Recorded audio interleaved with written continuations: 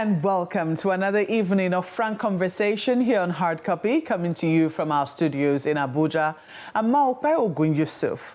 Quite a week, you'd say. First, it was Democracy Day, then the inauguration of the 10th National Assembly and election of its leaders, the suspension of the EFCC chairman, floating of the Naira, and the appointment of a few special advisors.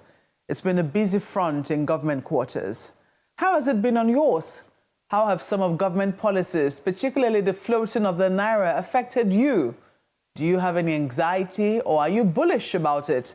We want to hear from you. Tell us using the handles showing on your screen. Now, a number of people had looked forward with some anticipation to the election of principal officers on the floor of the National Assembly, with the majority of lawmakers being new and minority parties put together constituting a larger majority. There had been thoughts that the zoning arrangement of the All Progressives Congress could very well be on sinking ground. But all of those fears came to naught as members, particularly in the House of Representatives, voted for the anointed candidate of the APC, who not only won, but won with an unprecedented majority of votes. With that done and dusted, what are the expectations of members of the House, particularly the new members who make up nearly 2/3 of the House of Representatives? My guest tonight is Sesi Whingan, a first-time member of the House from Badagry Constituency in Lagos State. Honorable Whingan, welcome to Hard Copy. Thank you, Maokwe. Well, what a week it must have been for you and members of the House of Representatives, I'm sure maybe generally members of the National Assembly, and, you know, perhaps even more for all 240 of you who are new members in the House. How did you receive this week? We actually saw the victory coming. We anticipated it, considering the pedigree of our Speaker. Well, some of us took our time to engage him. And we, out of the candidates, we realized that Right Honorable Tajuddin Abbas was the best man for the job. He engaged us on several occasions, and he reeled out his CV to us. And all of us queued behind him. And also, we are under a political party, and we practice guided democracy. So I see when I see no issues when the party says we should go or consider one amongst us. So that would have been for you as a member of the All Progressives Congress and one from Lagos State. I mean, some people say you would have toed the line naturally. For a number of people, what was surprising was how even members of the opposition, whom they had thought would try to resist or voice their preference for another candidate, perhaps, all of them toed the line. Did you see that coming as well? Yes, we did. I said it earlier that yes, because this is based on we elected Right Honorable Tajuddin Abbas based on his capacity. We engaged virtually all candidates, and we chose the best amongst them. Okay. So the Right Honorable Tajuddin Abbas didn't only engage member of APC; he engaged member of political parties across all, and they all keyed into the project. Okay. And we all believed in him. You saw the voting pattern. So you were not nervous in any way about what was going to happen on the floor of the House. You're a first-time member, even though, yes, you might be no stranger to the corridors of the National Assembly, having served as an aide. But I'm wondering, you know, being there as a member, I'm sure it certainly has a different feeling. It must carry a certain level of weight and responsibility that you, I don't know, how did you feel when you finally entered the chamber and you were inaugurated as a member? First of all, what came to mind is my people. I left the feeling aside, you know, because I'm here to represent the both the indigenous and the non-indigenous of people of Badagry. And you know that corridor quite well. They need someone who will represent them well, who will speak to power, find a subtle way to speak to power. They need someone who represents them at the top, that will attract development towards that axis. Badagry is now where some of us want, where we believe it should be. So getting into my very first day, the only thing that occurred to me is what I can do from this chamber, or what I can attract from or take back home to my people from here. And ever since the proclamation, all my movements and my interactions has been towards conversing or engaging people about my federal constituency. I have a job ahead of me, and a whole lot of expectation, considering the fact that I'm young, and if you look towards the voting pattern from the last election, you realize that a whole lot of people came out in Badagry to vote for me, which means they have a whole lot of expectation from me. We got the kind of votes we've never recorded in the history of Badagry politics. We had almost 40,000 votes. That seems to be the second highest vote in Lagos, considering the population from Badagry. So it's a whole lot, and they expect so much from me. And I can't afford to let them down. Well, rightfully so. I mean, certainly I also expect a whole lot from you, representing my own constituency. Yes. But indeed, there are so many of you in the House of Representatives, and everyone will also carry that burden, that responsibility to do something for their people. I'm sure that when you campaigned, what you must have been campaigning on was, the things that would have appealed to the people. Sometimes, though, some people will say, maybe members of the National Assembly tend to campaign on the things that they're not able to achieve. For instance, construction of roads. I mean, people will expect that you'll be able to bring roads, you'll be able to bring, things, development. But your primary duty is to make laws. Is legislation. Yes. So what laws do you think that you're going to be pushing alongside your colleagues that you think will make a difference to not just the people of Badagry, because I also know that there is a huge youth population in that constituency, as there is in many parts of Nigeria, who are unemployed and who will be looking to legislation that will keep them employed? I'm sure you're very much aware that Badagry is a border area, and we have some couple of borders all over the country, spread across the country. We're actually looking towards, if you look towards this communities, these border communities, I want to be careful. I won't say the government abandoned, but I don't know. But I believe they pay less attention to these border communities. So attention is not as... We believe the government can do more. So because we have so many youths, the last administration shut the borders. And we can't shy away from that conversation. The majority of our youths, especially along that axis, that corridor, most of them, they trade across the borders, and in the process, in a place where they are denying, free movement in and out of the country, it's more or less like you taking away their source of livelihood, and indirectly you're pushing them into doing things that we do not want them to. So we are trying to engage the government and see how we can push them back and engage our youth, get them productive. We actually intend to get them engaged and busy with productive things by bringing in institutes, like promoting or pushing for institutes that will get the youth trained, especially the youth of Badagry, and they are across the state. In as much as I'm representing the people of Badagry, I am standing in for youth as well. So I'm speaking for the youth, considering my age.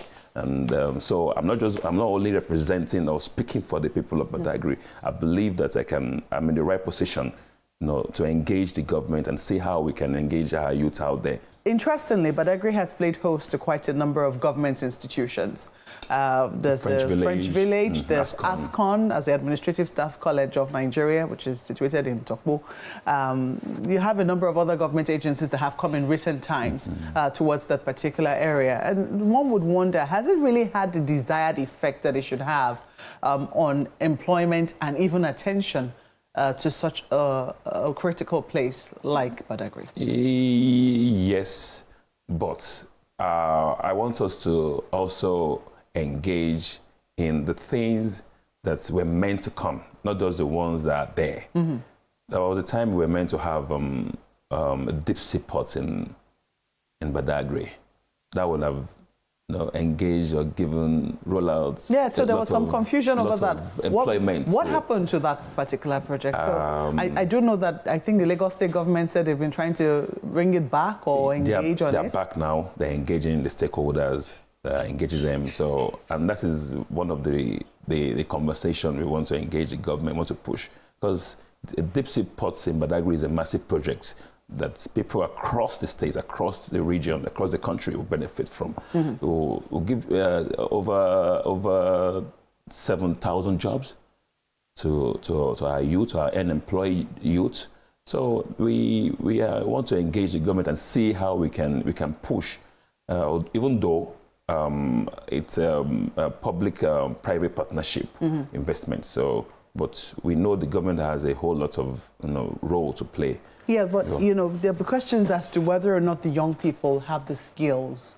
It's one thing for a government project or public-private partnership or investment to be made in such a location. It's another thing for the people of that place to have the education and the requisite skills. I'm of the opinion that sometimes governments, they need to be deliberate in training and retraining our youth. When you say, do they have, even when they don't, we can train them, we can engage them. We can. I'm sure to set up the deep sea port, for instance, it will take years. While they're doing we can engage our youth and send them out to schools, train them. And so even when they don't have, we believe that some of them are open to training. Some of them are open to going back to school to learn more. So when the government is deliberate, I believe that won't be an issue at all. And few of our youth, they have the prerequisites, so they can function well, and we can train more. How do you think you will be able to engage? Because whatever it is you're going to get from the National Assembly will be as a result of engagement with your fellow lawmakers to be able to get majority, supporting whatever it is. I mean, as you also support others. From what you've seen so far, do you think that you will be able to build the sort of alliances that you need to be able to push certain legislation? Of course, through? That is one of the conversation we had with Right Honorable Tajuddin Abbas before we voted for him. We have this group of young legislators below 40s. So, you have formed a caucus already? Yeah, we have formed the caucus. So for the three of us, in fact, we have a meeting today. Are you afraid of oppression from older colleagues? We are politicians, and we have this popular saying where they say power is not served a la carte. So, and the ranking members won't just sit us down and hand over power. We need to also sit and engage them and let them know that even though we are coming in as new and young legislators, we have so much to offer the country. We have, majority of us are trained. We schooled outside the shores of this country. We spent a whole lot to acquire knowledge. We want to bring in all these ideas, back home. So we came together as young, vibrant legislators, and we engaged him before we voted for him, and he assured us, to always come through for us and make sure that anytime or any conversation or any issues that has to do with development and growth of youth, we'll always find them there. Honorable, let me ask you about sacrifices. In the last couple of days, I mean, about 2 weeks of the Tinubu administration, we've seen some shocks to the Nigerian economy. It depends on what side of the divide you stand on. Some will say it's for the good, some will say this is a lot. First was removal of fuel subsidy. Second was the floating of the naira. If you also like, you can call it devaluation of the naira. On Democracy Day, in the president's speech, he said he feels the pains of Nigerians. He asked Nigerians to make sacrifices. And some people have asked if there's any place where they always look, for people to make sacrifices. It's usually in the National Assembly. Yes, of course, they want the president to make sacrifice and, of course, to list what sacrifice they will be making at the presidential villa. But as a member of the All Progressives Congress, whose party produced the president, and also with the reputation of the National Assembly, which people believe, they believe that the lawmakers present in the National Assembly are some of the highest paid in the world. I don't know if you know how much you're going to be earning yet, if you want to tell your people in Badagry how much you earn. But they want to know, what sacrifices will members of the National Assembly be making, to actually say that they too feel the pains of Nigerians? Thank you. When you talk about making sacrifices, I want you to also know that we, representatives of the people, we make so much sacrifice that the general public don't talk about.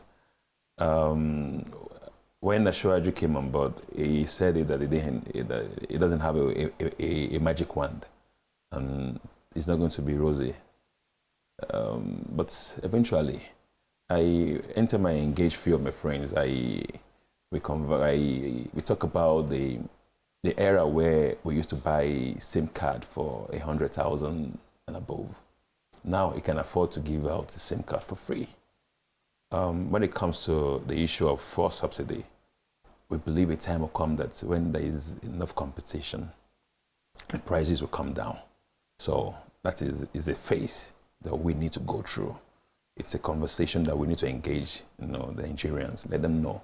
So in a matter of time, the prices are going to come down. The price of commodities are going to come down. With a president like Ashwaju, is someone that we know, that we believe in. We campaign day and night for him because we know the kind of person he is. He's someone who approach issues head on. He has solutions to most problems. He has done it before as governor. And so that's him. I'm talking about you as members of the National Assembly. You spoke about how much we earn, how much, but no one has ever asked us how much expenses or how much we come. Being House of Rep member doesn't come free. We have people at home who believe, especially from where I am from, where people don't have so much doing. The majority of their livelihood is dependent on that young guy that's sent to the Federal House of Representatives or State House of Assembly to represent them, or probably got an appointment as a commissioner. Actually, you'll be surprised that half of my constituency, from the day I was sworn in as a member of House of Reps, to make laws for them. They don't believe my soul, my responsibility is just to make laws for them. They believe that I have to pick up responsibilities back at home, and the little that we earn from here is what we take back home. Do you feel pressured of that count? Was it in any way when you were running for the House of Representatives? Was it something that weighed on your mind? I mean, the fact that these will be some of the expectations that people for someone like have. me. Yes. I came back to the country 2015, and that was when I joined active in politics. I've always picked up that responsibility since then. So it's not new to me. So, but I've been doing that from my personal little and tiny income, and the one I could muscle up from my friends who are willing to support my ambition. So it's not strange to me. Now I feel I can use whatever tiny income they're paying us. I can use it to. The income is not tiny. When you put it out there, compared to. It is. Yes, it is compared to the responsibilities that we have on this show. Well, let's move on to the issue of our, the elections in Lagos State. It's very interesting that when you spoke about representation, you spoke about representing both indigents and non-indigents in Lagos State. Yeah. And we saw just how ugly the campaigns became, particularly on social media, when it came to the governorship elections in Lagos. As somebody who is from a community that's largely indigenous, how do you think that people can begin to heal some of the rancor and some of the distrust and mistrust that must have come up as a result of the last elections that we had?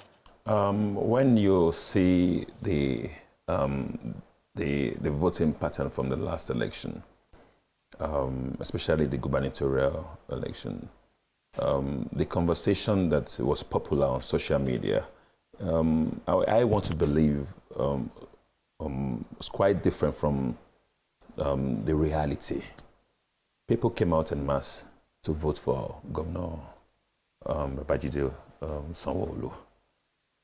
But that's what the APC will say. No. That's what the APC will say. At least I can, even if I wasn't present in a whole lot of constituency. I was present. I can tell you what happened in my own constituency. People came out en masse and voted. 40,000 votes is not a joke, and those votes didn't come from just indigenous people alone. The vote came from both indigents and non-indigents. So sometimes, some from a constituency where not so much attention is paid. Yes, but we engaged our people. I personally and my leaders at home, we engaged our people, and we made them realize that in as much as we are agitating for more, or if they want things to come easily, we need to align with the power at the central. We can't continue to do opposition parties or play the opposition role. We need to align ourselves and engage. I said it initially that I want to approach the government, find a subtle approach to engage them, to speak to power. So we don't want to do that from the other side. We want to get into the ring with them and engage them and converse. And so we want more. We believe that more can be done. So that's not to distract from what you're trying to say, but talking about what should be done to build trust back for those who feel disenchanted by how the elections went. I just believe with time, all of us will still come back together and have a serious conversation about this. The last election, it divided us, to an extent. It's not the kind of politics that young people like us want to grow up or practice. No. We don't want that kind of approach, especially in our political circle. We want to practice the kind of politics that will unite all of us, regardless of where you're from, regardless of the stage that you're from, the region, the tribe. We don't. Lagos is a cosmopolitan state. Lagos, is a state that Lagos indigenes. We are friendly people. That is why you see everyone across the country coming into Lagos and excelling and making a whole lot out of Lagos. So we believe, politics is some few players are the one using tribes and using religion, using to divide us. But we are not going to join them in that. So we are trying to engage the reasonable ones among them and make them realize that this approach is wrong. We want the next election to bring us back together, not divide us further. Honourable Sesi Whingan, thank you for coming on Hard Copy. Thank you very much. We wish you the very best in the House of Representatives. Thank you very much. Well, that's the program tonight. We expect your feedback. Do send them to the handles showing on your screen. Thank you for watching. I'm Mao Yusuf. Good night.